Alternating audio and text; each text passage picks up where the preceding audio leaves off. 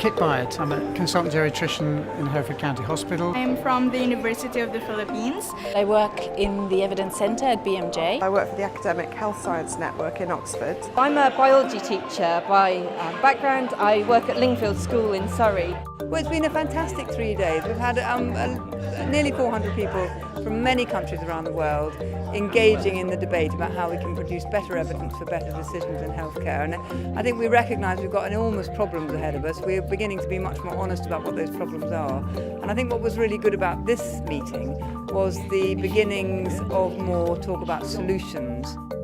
The medical literature is a huge nuisance of significant results. A couple of months ago, we published that paper in JAMA where we literally text mined the entire PubMed since 1990.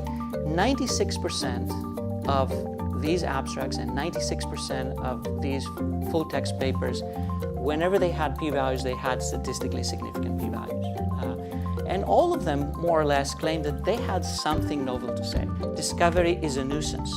We need something different. We need something that is useful, not just something that is statistically significant or is a claim for discovery. I kind of hear about all these things that people want to edit genes for. And I'd actually like to edit the genes of researchers and scientists. I'd like to make them more generous. Even amongst the people who are debating what they should be, generosity very rarely comes up. But I don't think just changing things like incentives and so on is actually going to get at this issue.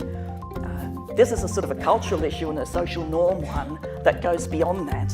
About this time 20 years ago, my journey into evidence-based medicine, what caught my attention was the evidence-based bit. And in that journey, I've learned that what we really want from evidence is for it to be trustworthy and to be useful.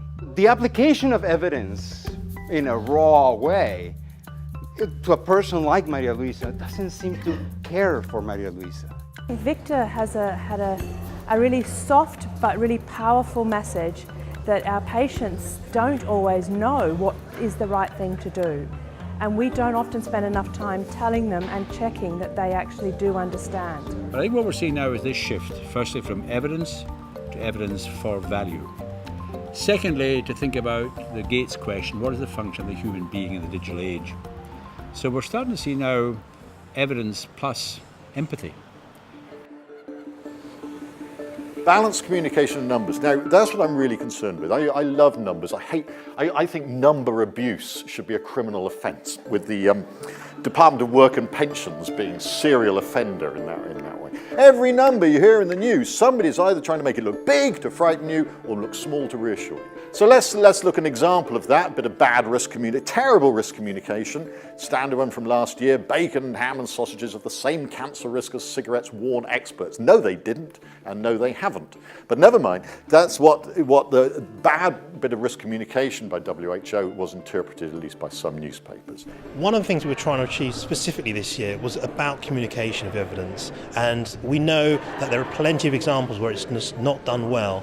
So we thought by including a number of speakers who have researched the topic or write about the topic, we'd be able to convey that message better through the conference. What the last session showed alone was just how important it is to communicate risk properly, how we can confuse patients, how we can misinterpret information, and how that gets disseminated to the public.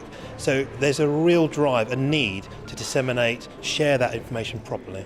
This is a crowd that certainly understands how the sausage is made. Getting different perspectives from journal editors, from people who actually use this evidence, from doctors who are treating patients.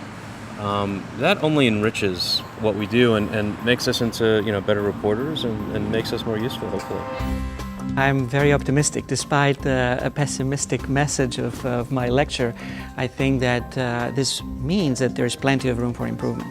And there's plenty of people who are interested and are really investing a lot of effort and thinking about how to make things better. By involving teachers in conferences like Evidence Live, actually we can shift the great discussion that's been going on here back into the classroom and start engaging our students in something like this.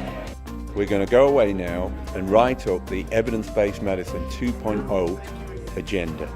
And that's going to be a manifesto, EBM 2.0. So watch this space, and that manifesto is going to set out these critical issues that have caused problems in the past that we now work towards the solutions. If you want to keep abreast with what we're doing, follow us on Twitter, tune into the CBM website or the Evidence Live website and get updates about what's happening both after this year's event and for next year's event. This is a winner. We want bouncy castles next year as well. I'm going to pinch this idea for the stuff that I do, and it's a really, really nice idea. Every scientific conference should have an ice cream van.